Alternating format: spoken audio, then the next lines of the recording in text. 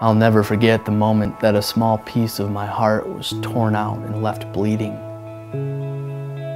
I was sitting at a table with a handful of professional religious people, and when my hidden sins had become public, they withdrew their invitation to the table of communion, and I was escorted to the door and asked to stay away.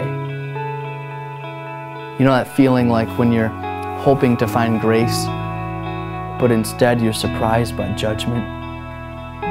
It's like they say, yeah, we believe in mercy and love, but the minute you fall, we will have to unwelcome you from our family reunion. It's been said that the church is the only army in the world that shoots its own wounded.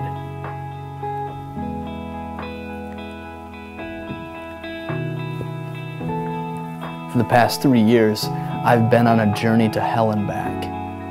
I've gone through bouts of depression, loneliness, isolation, and insatiable anger. I've been publicly humiliated, incarcerated, and left for dead.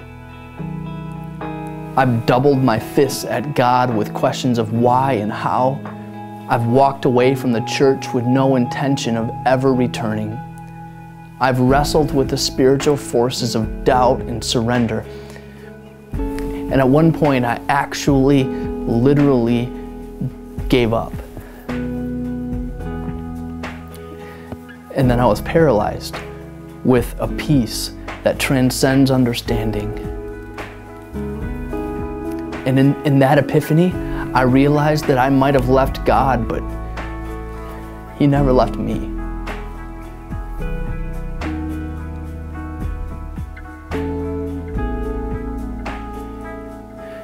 My experiences have given me reason to believe that the Church of Jesus Christ is a double-edged sword.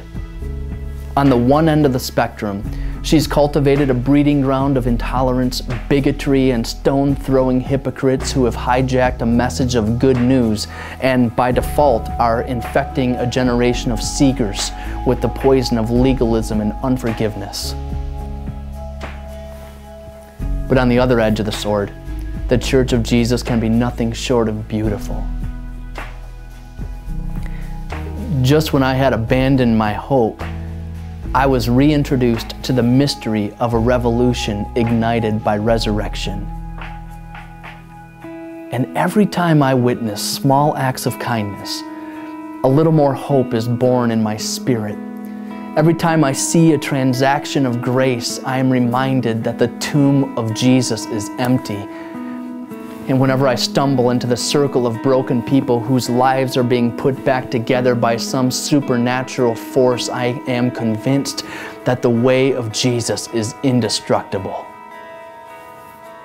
The more she's persecuted, the stronger she grows.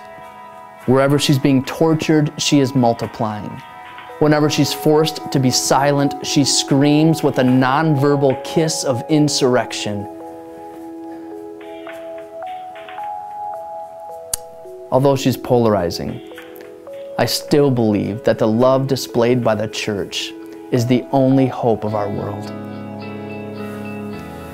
With this faith, a generation of disciples is coming together to partner with other bodies of believers to continue the iconoclastic revolution of the way.